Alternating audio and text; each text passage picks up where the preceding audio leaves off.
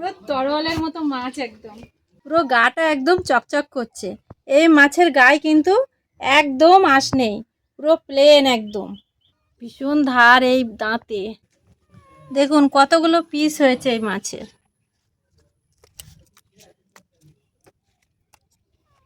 মাছগুলো আমি এরকম হালকা করে ভেজে নিয়েছি।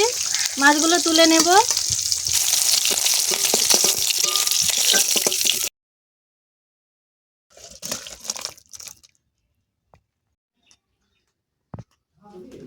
দেখুন বন্ধুরা, আজকে বাজার দিয়ে কি মাছ এনেছি।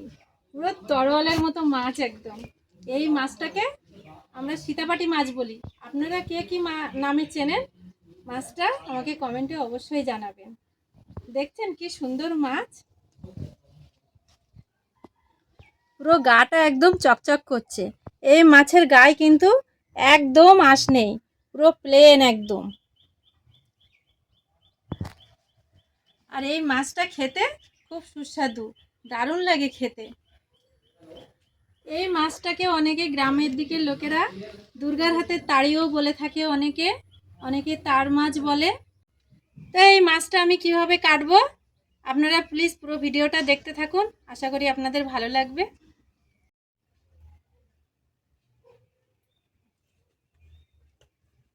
গাছ থেকে কলা পাতা কাটতে গিয়ে দেখি বড় বড় কচুর পাতা হয়েছে, তো একটা কচু পাতা কেটে নিয়ে চলে এসেছি। বর্ষাকালে প্রচুর কচু পাতা হয়েছে, কচু পাতা রান্না করেও খাচ্ছি, আবার মাছ কাটার জন্য বড় একটা কচুর পাতা নিয়ে নিয়েছি। তো আমি মাছ কাটতে বসে পড়েছি, ঝুড়ি ভর্তি আর মাছ নিয়ে। মাছের মুখটা দেখুন, এই মাছের দেখুন কি বড় বড় দাঁত, ভীষণ ধার এই দাঁতে। আর এই মাছের গায়ে তো একদম আঁশ নেই, পুরো প্লেন। আর এই পাখনাগুলোকে শুধু কেটে নিতে হবে এইভাবে। এই সামুদ্রিক মাছ খুব বড় বড়ও হয়, আবার ছোটও হয়। এই মাছ বাজারে ছোটও আসে, বড়ও আসে মাছগুলো। এক কাঁটার মাছ। এই মাছগুলো খুব টেস্ট খেতে।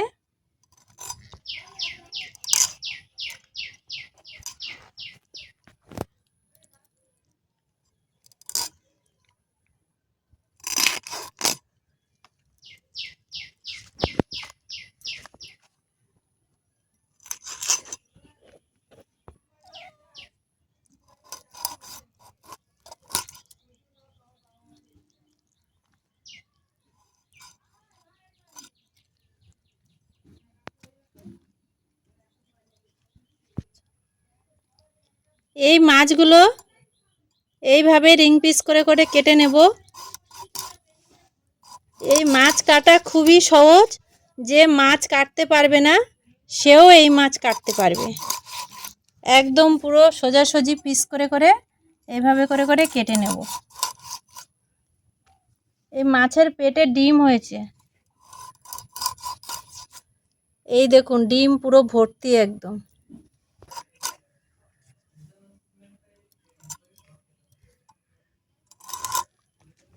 দেখুন কতগুলো পিস হয়েছে এই মাছের, অনেকগুলো পিস হয়েছে।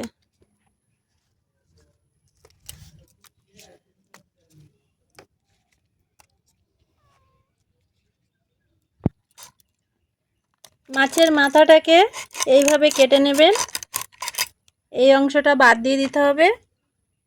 আর এদিকে ফুলকোটাও ফেলে দেব।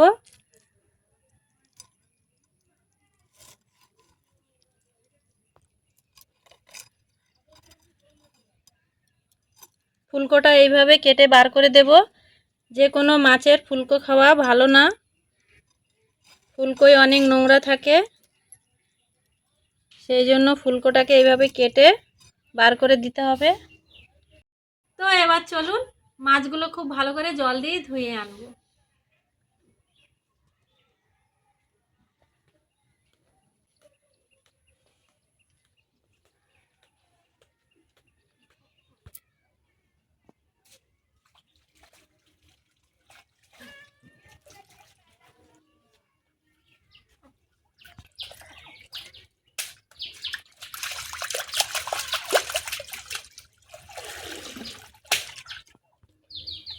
বর্ষায় পুরো আমাদের পুকুরে জল পুরো ভরে গেছে, একদম পুরো কানায় কানায় জল ভর্তি।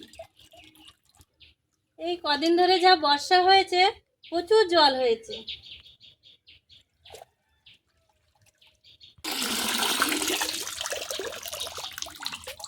মাছগুলো খুব ভালো করে জল দিয়ে ধুয়ে নিয়ে যাচ্ছি। এবারে চলে যাব রান্নার কাছে। রান্না করার আগে আমি একটা মশলা করে নেব। সরিষা বেটে নেব। সরিষা বাটার আগে 10-12 কোয়া রসুন থেতো করে নেব।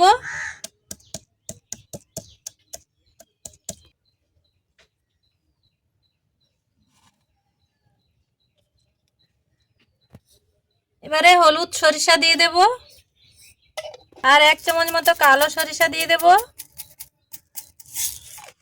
আর কয়েকটা কাঁচা লঙ্কা দেব, সামান্য লবণ দিয়ে দেব যাতে তেতো না লাগে। এবারে জল দিয়ে ভালো করে একটা মিহি পেস্ট বানিয়ে নেব।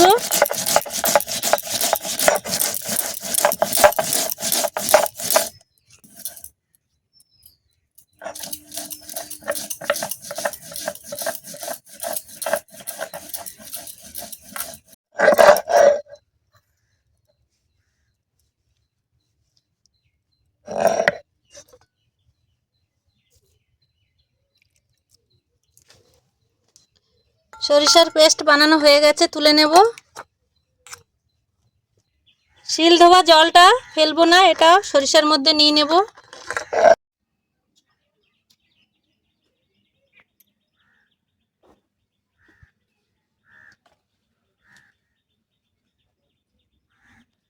সব কিছু গুছিয়ে রান্নার কাছে চলে এসেছি, কাঠ সাজিয়ে উনুন ধরিয়ে দিয়েছি। এখন শুধু উনুনটা জ্বলে ওঠার অপেক্ষায় আছি।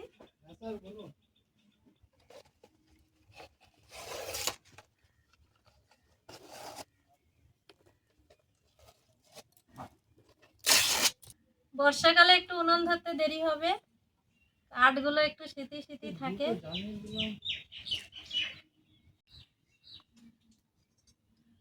উনুন ধরে গেছে, কড়াটা বসিয়ে দেব।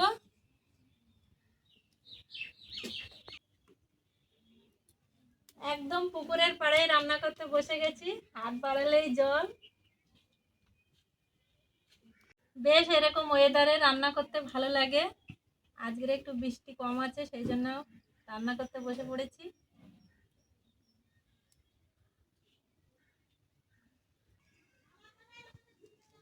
পুকুর দিয়ে মাছ ধুয়ে আর ঘরে নিয়ে যেতে হলো না, এখানেই বসে বসে রান্না করব।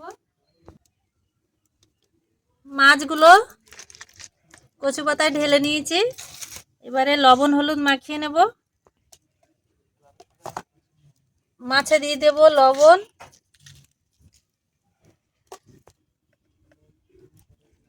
আর দেব হলুদ গুঁড়ো।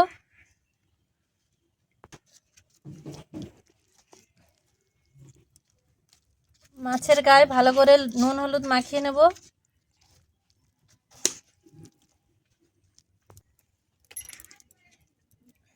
কড়া গরম হয়ে গেছে, কড়াইতে দিয়ে দেব সরিষার তেল। তেল গরম হয়ে গেছে, একে একে মাছগুলো দিয়ে দেব।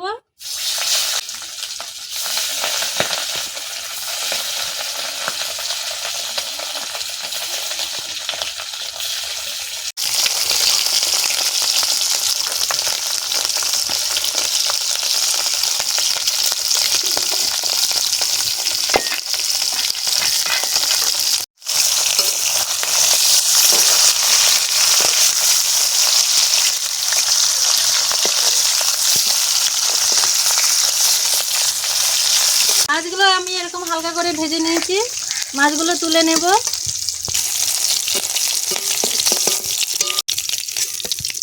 বাদবাকি মাছগুলো দিয়ে দেব।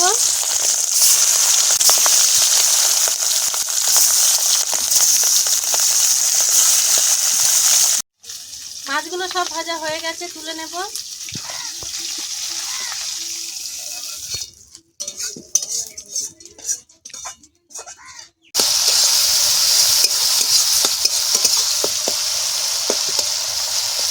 টমেটোটা ভালো করে নরম হয়ে গেছে, এবারে এর মধ্যে দিয়ে দেব যে পেস্টটা আমি করে রেখেছিলাম সর্ষে বাটা, সেটা দিয়ে দেব। সর্ষে বাটা, কাঁচা লঙ্কা দিয়ে দেব।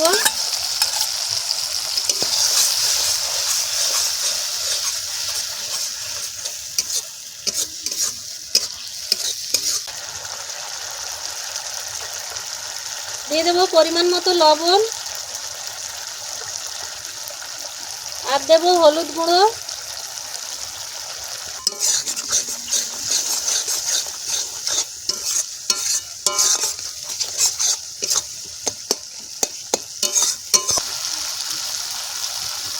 মশলা ভালো করে কষিয়ে নিয়েছি।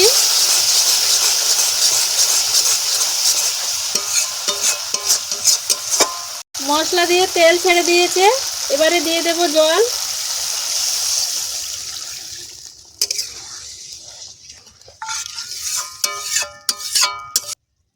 আপনারা আপনাদের পরিমাণ মতো জল দেবেন, যে যতটা গ্রেভি রাখবেন ততটা জল দেবেন। ঝোল ফুটে গেছে, ভেজে রাখা সীতাপাটি মাছ ঝোলে দিয়ে দেব।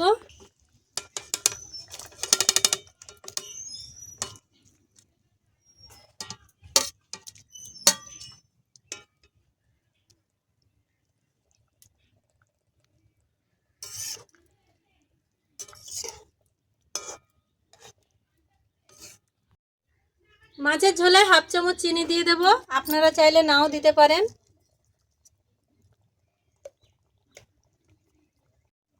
দু মিনিট চাপা দিয়ে রেখে দেব।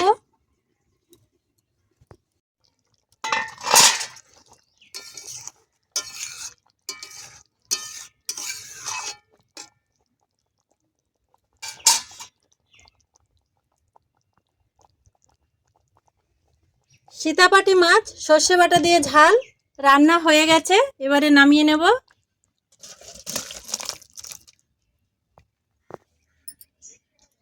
দেখলেন তো বন্ধুরা, কত কম সময় কম মশলা দিয়ে দারুণ রান্না একদম হয়ে গেছে। এই সীতাপাটি মাছ সর্ষে বাটা দিয়ে ঝাল আমার ভিডিওটা যদি ভালো লেগে থাকে, আপনারা আমার চ্যানেলটা সাবস্ক্রাইব করে আমার পাশে থাকবেন। সবাই ভালো থাকবেন, সুস্থ থাকবেন। নমস্কার।